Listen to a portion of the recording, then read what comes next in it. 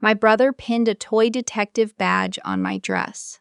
Right there in the middle of the grand ballroom at the Hilton in downtown Baltimore, in front of 30 cops and their wives, he pressed that cheap plastic star against the fabric of my black dress and grinned like he'd just told the funniest joke in the world. "There you go, Margie," he said, loud enough for the entire table to hear. "Closest you'll ever get to a real one." The little metal clip bit into the silk. I could feel it scratching my skin underneath. A few of his buddies laughed, that low, knowing chuckle men do when they're performing loyalty.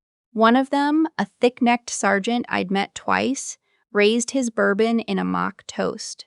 Sawyer squeezed my shoulder the way you'd squeeze a kid's before sending them back to the children's table. And I just stood there. I stood there because 3 years ago, I'd placed my hand on a Bible in a windowless room beneath the Hoover Building and swore an oath that, among other things, meant I could never tell my brother that the largest drug bust in Baltimore's history, the one that was about to earn him Detective of the Year tonight, had started with a phone call I made from a cargo container in Sinaloa while pretending to be someone else entirely. My name is Margot Ainsley. I'm 32 years old, and for the last 7 years, I've lived a life my family knows nothing about. Tonight, I was supposed to be a guest, a spectator, the quiet older sister who works some vague desk job at a federal building in Washington, who drives a 10-year-old Honda and never has anything interesting to say at Thanksgiving. That was the role I'd been cast in, and for years I'd played it. Not because I wanted to, but because I had to. The work demanded it. The oath demanded it. And somewhere along the way, I'd convinced myself that their ignorance was a form of protection, that by letting them believe I was small, I was keeping them safe. But standing in that ballroom with a toy badge clipped to my dress, watching my brother turn back to his friends with that self-satisfied strut, I felt the familiar sting of something I'd been swallowing since I was 14 years old. It tasted like metal. My family is law enforcement, not in the casual sense, in the way that some families are Catholic or some families are Texan. It's an identity, a religion, a bloodline. My father, Captain Hank Ainsley, retired, spent 31 years with the Baltimore Police Department. Patrol, narcotics, homicide. He made captain at 44 and retired at 56 with a commendation wall in our living room that took up an entire side of the house. Every plaque, every framed photo, every folded flag was a verse in the Gospel of Hank Ainsley. And my brother Sawyer, 3 years younger, had followed the script to the letter. Baltimore PD, narcotics unit, fast-tracked for detective. He had Dad's jawline, Dad's walk, Dad's way of filling a room with the simple authority of his presence. They were the same man separated by 30 years, and they both looked at the world through the same lens. Real cops versus everyone else. I was everyone else. The night they'd remember forever started with laughter. Not mine.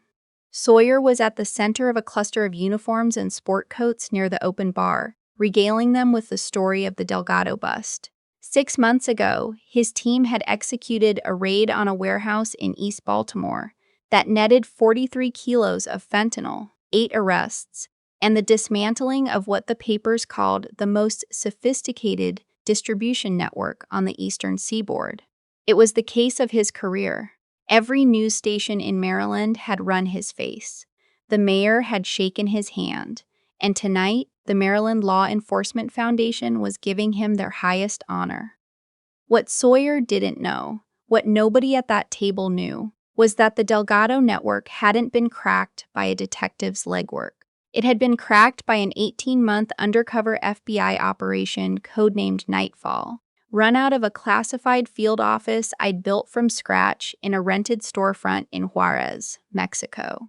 The intelligence that led to Sawyer's glorious raid had been packaged, sanitized of any source information, and funneled through 3 layers of interagency channels before it landed on his lieutenant's desk as an anonymous tip. I had written that tip. I'd written it at 4 a.m., sitting on the floor of a safe house with a split lip and 2 cracked ribs, 48 hours after I'd extracted myself from a situation I still can't talk about in full. The Delgado bust was Sawyer's medal, but it was my operation. He was being celebrated for the last mile of a marathon I had run barefoot and bleeding, and he'd just pinned a toy badge on my dress. I excused myself. My heels were quiet on the thick carpet as I walked toward the ladies' room, my jaw so tight I could feel the ache in my molars. The hallway was empty, lit by those generic hotel sconces that make everything look vaguely golden and vaguely sad. I found a small alcove near a service entrance and leaned against the wall, pressing my clutch against my stomach like a compress. My phone buzzed. I pulled it out and read the encrypted text on the secure line. Nightfall team sends regids. See you on stage, supervisory. K. Director Kimball, my boss, the director of the Federal Bureau of Investigation. The text was warm, almost playful, which was unusual for a man who communicated primarily in monosyllables and controlled silences. I stared at the screen, the glow harsh against the dim hallway. He knew I was here. He knew what tonight was supposed to be, and he had clearly decided that the evening's program was about to get a revision. I didn't know the details yet, but I knew Kimball. He didn't send casual messages. Every word from that man was a chess move. I closed my eyes and the hallway dissolved. I wasn't standing in a Baltimore hotel anymore. I was 15, sitting on the front porch of our row house in Hampton on a July evening so humid the air felt like wet cotton. I was holding a letter. Georgetown University, early admission, full academic scholarship. I'd applied in secret because I knew what the reaction would be, and I wanted the letter in my hand before I had to face it. My father was in his recliner when I walked inside. The Orioles were on. He had a natty bow in his hand, and the game volume up high enough to rattle the windows. I stood in front of the TV and held out the letter. He took it, read it slowly, then set it on the armrest the way you'd set down a grocery receipt. Georgetown, he said, not looking up. That's where lawyers go. He said lawyers the way other people say termites. I waited for more. He picked his beer back up. Your brother made all-county in football this week, he said. You hear about that? That was it. That was the entire conversation about the first Ainsley in 3 generations to attend a 4-year university. The letter sat on that armrest for 2 days before my mother quietly moved it to the refrigerator door, held up by a magnet shaped like a crab. My mother, Angie Ainsley. She was the Switzerland of our household, a career nurse who spent her professional life mediating between doctors and patients, and her home life mediating between her husband's rigidity and her daughter's quiet fury. She loved me. I never doubted that. But her love was the kind that expressed itself in deflection rather than defense. Your father doesn't mean it like that. Sawyer's just being Sawyer. Don't take it personally, honey. She was a good woman trapped in a family whose emotional vocabulary consisted of exactly 3 words: tough, tougher, and toughest. The memory faded, and the hotel hallway reassembled itself around me. I straightened up, tucked my phone back into my clutch, and looked at my reflection in a framed print of the Baltimore harbor.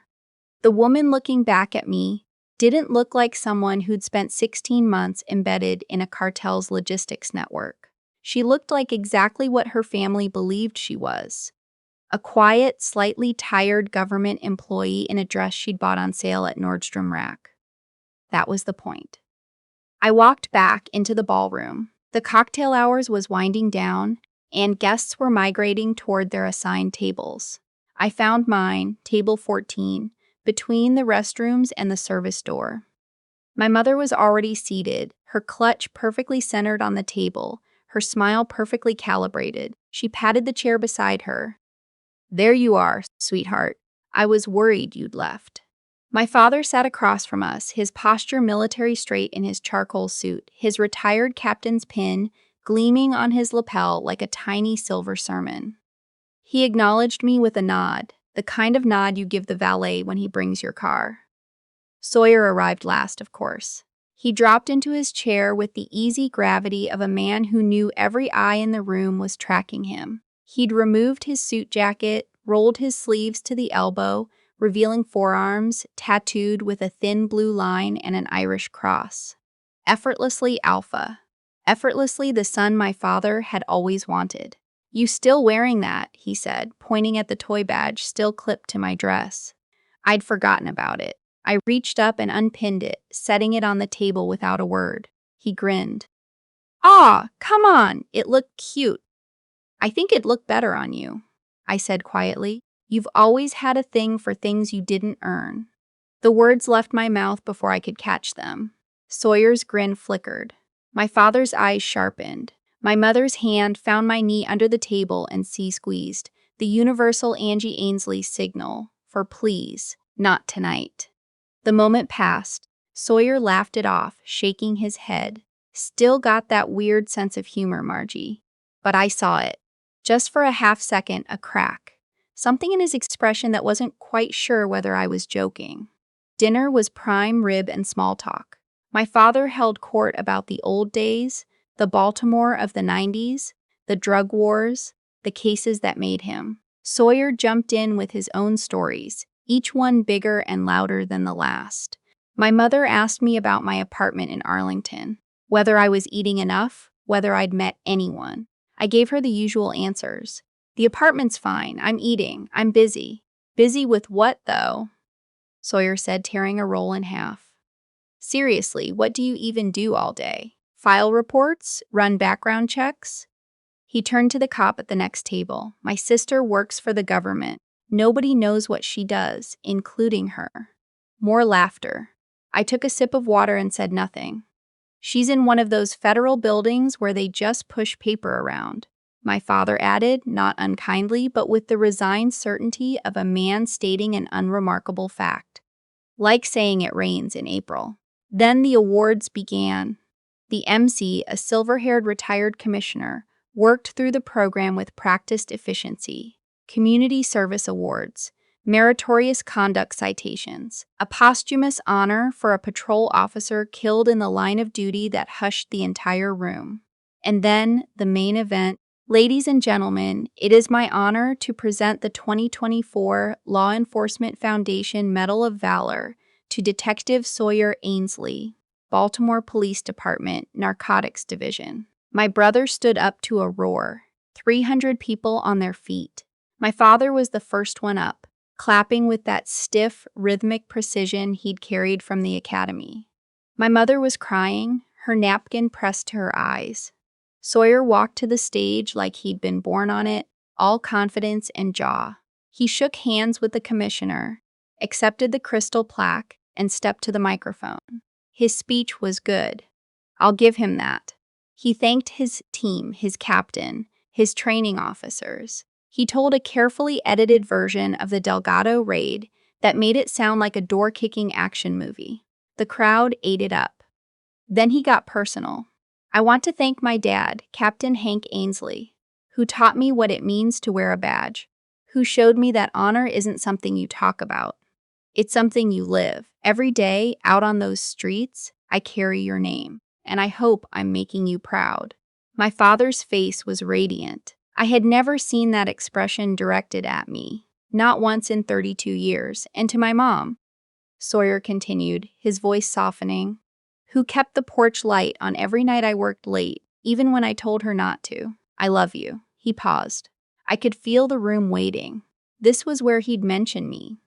This was the part of the speech where brothers acknowledge sisters, even if it's just a token line. I watched him, my hands folded in my lap, perfectly still. "And to all the men and women who protect this city," he said, raising his plaque, "this is for every cop who's ever put the badge on and walked into the unknown." That was it. I didn't exist. Not a word. Not a glance. Not even a throwaway and my sister, who's here somewhere.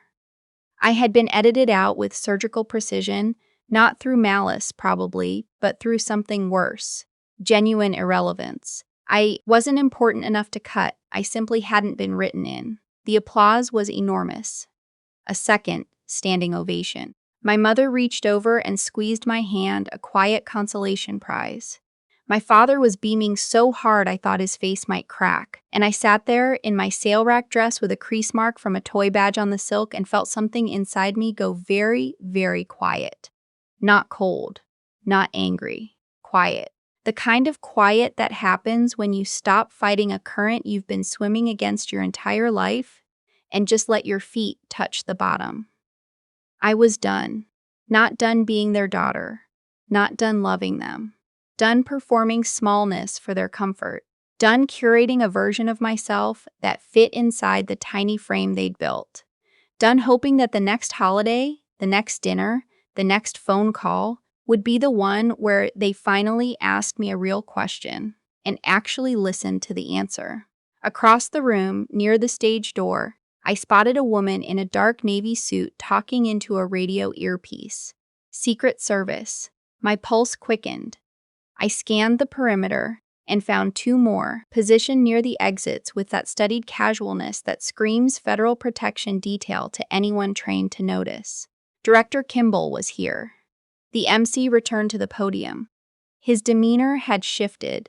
The easy bonhomie was gone, replaced by a stiffness that suggested he'd just been handed a script he hadn't rehearsed. "Ladies and gentlemen," he said, clearing his throat, "we have an unscheduled addition to tonight's program." A murmur rippled through the ballroom. Unscheduled was not a word that sat comfortably in a room full of law enforcement professionals. It is my privilege to welcome to the stage the director of the Federal Bureau of Investigation, the Honorable Martin Kimball. The temperature in the room dropped 10 degrees. Conversation stopped mid-syllable. 300 cops, prosecutors, and officials turned toward the side entrance as Kimball walked in. He was tall, lean, with close-cropped gray hair and the kind of face that revealed nothing unless he wanted it to. He moved with an economy that was almost unsettling. No wasted motion, no performative gravity. He didn't need to perform. The room performed for him. Everyone was standing before he reached the podium. I watched my family. My father had gone rigid, his cop instincts overriding his paternal glow. FBI directors don't show up at city-level award dinners. It doesn't happen. This meant something. Sawyer was frozen mid-handshake with a colleague, his plaque tucked under his arm, his face caught between confusion and sudden unease. "Thank you," Kimball said, adjusting the microphone with a single, precise movement. "Tonight, we've honored remarkable courage. The kind of courage that runs toward danger, that knocks on doors, that stands between a city and its worst impulses. Detective Ainsley, your work on the Delgado case represents the very best of local law enforcement." He paused. Sawyer managed a nod, still standing near the stage steps, unsure whether to sit down or stay. "But I'm here tonight to tell you a story that Detective Ainsley himself doesn't know." Kimball's voice didn't rise. It didn't need to. The silence was total. The intelligence that led to the Delgado network bust did not originate from an anonymous tip. It originated from a classified FBI operation designated Nightfall, an 18-month deep cover infiltration of the Vega cartel's entire East Coast supply chain.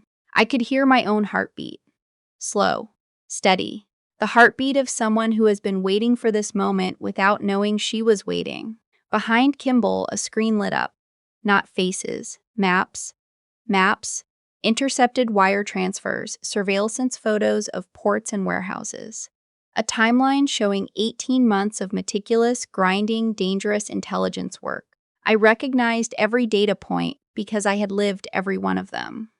Operation Nightfall, Kimball continued, was conceived, built, and commanded by a single supervisory agent operating under non-official cover in one of the most hostile operational environments in the Western Hemisphere. That agent spent 16 months embedded inside the cartel's logistics network, at times with no communication to their handler for weeks. They were injured. They were compromised.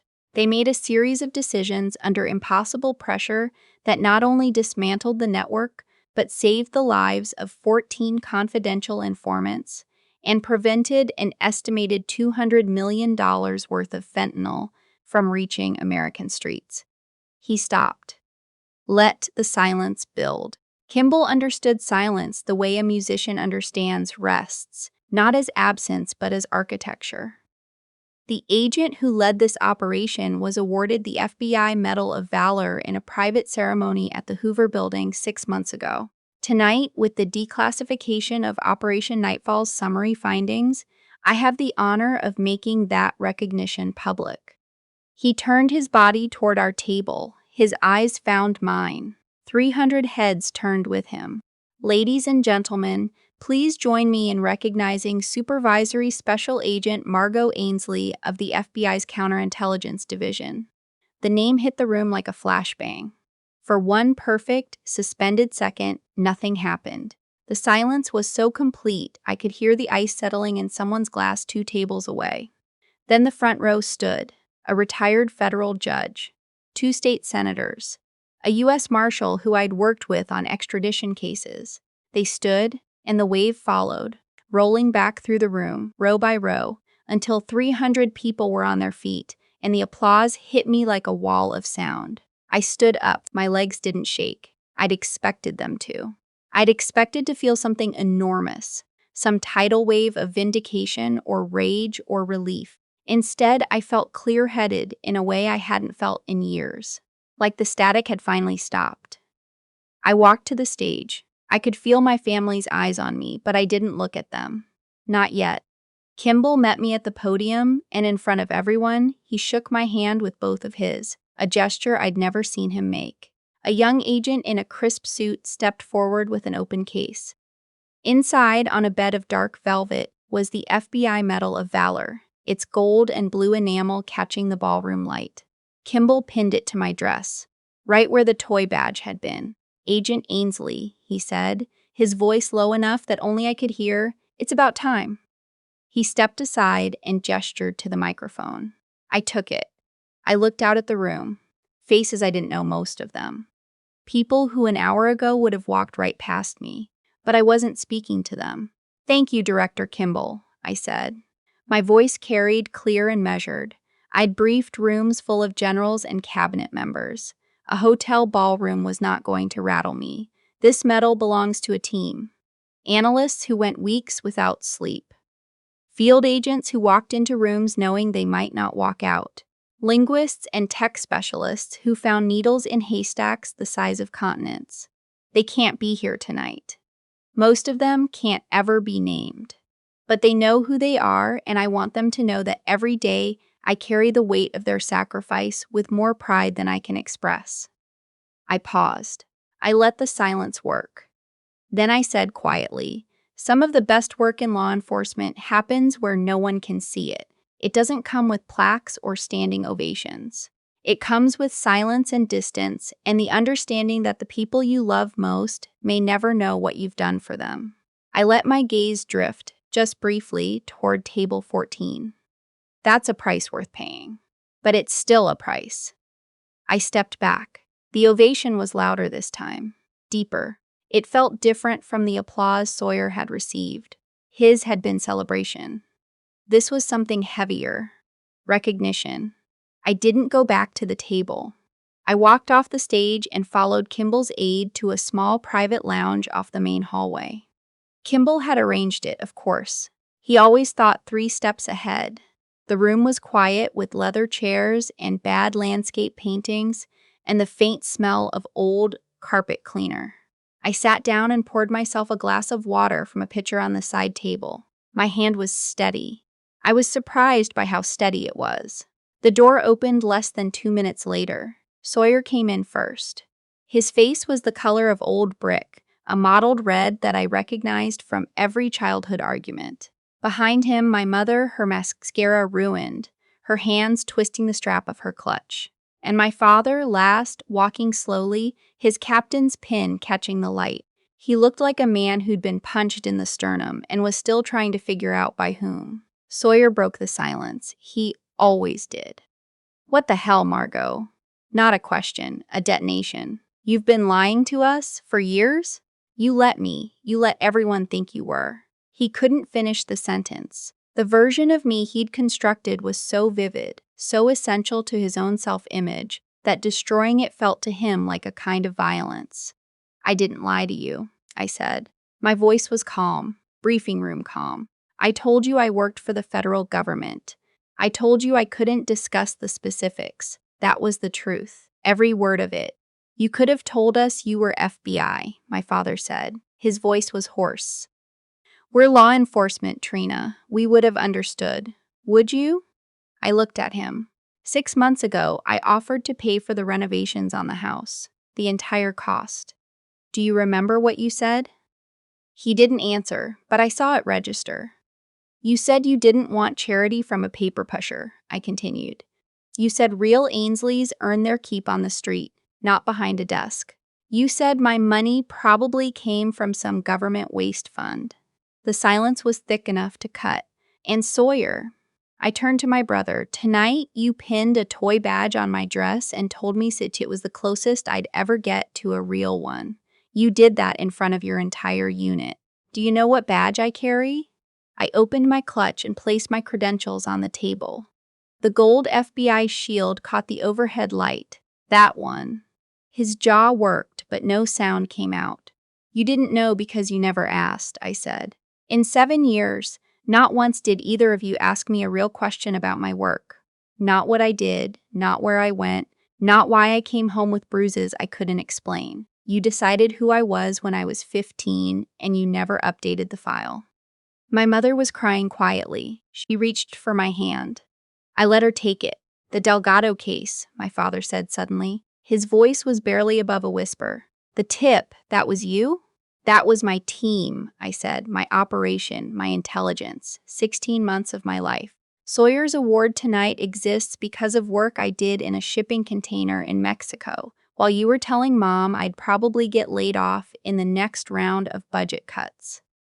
Sawyer sat down, just dropped into a chair like his strings had been cut. He put his face in his hands. When he looked up, the arrogance was gone. What was left was something I hadn't seen on his face since we were kids: genuine confusion. The ground he'd built his whole identity on had just liquefied under his feet. "I'm not telling you this to humiliate you," I said. "I'm telling you because I'm done pretending to be less than I am so that you can feel more than you are. I love this family, but I am finished being invisible in it." I stood up. I looked at my father, holding his gaze until he looked away first. It was the first time that had ever happened. "When you're ready to know me," I said, "the real me, I'll be here, but I won't be performing for you anymore." I walked out. My heels were loud on the tile. Behind me, the door clicked shut on 32 years of silence. 8 months later, it was October, and the maple trees along my parents' street in Hampton were burning gold. I hadn't been back since the gala. There had been phone calls, short and awkward at first, then longer still. My mother called every Sunday. My father called once on a Wednesday night and asked me how my week was going. It was a 4-minute conversation. It was the longest real conversation we'd ever had. Sawyer had texted me an article about the Nightfall declassification 3 months after the gala. No message, just the link. I'd texted back a thumbs up. A week later, he sent another text. I read the whole thing. I didn't sleep that night. I didn't respond to that one, but I saved it. I parked on the street and walked up the front steps. The porch had been repainted. New railing. The old rocking chair was gone, replaced by 2 Adirondack chairs that still smelled like sawdust. Inside, the living room was the same. Same leather couch, same O's pennant, same wall of commendations. But the wall had changed. Between my father's captain's plaque and Sawyer's framed newspaper clipping from the Delgado bust, there was a new frame. My official FBI portrait. Supervisory Special Agent Margot Ainsley. The Medal of Valor ribbon visible on my jacket. It was the same size as the others. Same frame. Centered between them. I heard footsteps behind me. My father. He stood beside me, looking at the wall, his hands in his pockets. He didn't say anything for a long time. "Your mother picked the frame," he said finally. "But I hung it." I nodded. Something in my chest unknotted, a knot I'd been carrying so long I'd forgotten it was there. "Burgers are almost ready," he said, and walked toward the backyard. I followed him. Outside, Mom was arranging plates on the patio table, humming something I couldn't place. The grill was smoking. The yard smelled like charcoal and cut grass and the last warmth of fall. Sawyer was sitting on the back steps with 2 bottles of beer. He held one out to me without a word. I took it and sat down beside him. We didn't talk for a while, just sat there, watching the smoke curl up into a sky streaked with pink and amber. "I'm sorry," he said. Not loud, not dramatic. Just 2 words dropped into the quiet air between us like stones into still water. "I know," I said. He raised his bottle. "To the feds," he said, and the corner of his mouth twitched. I clinked mine against his. "To the locals." He laughed, a real one, the first real one I'd heard from him in years. We sat there until the sun went down. 2 Ainsleys on the back steps of the house they grew up in, learning a language neither of them had been taught. It wasn't fluent yet. It was halting and clumsy and full of long pauses. But it was honest, and for the first time, it was enough.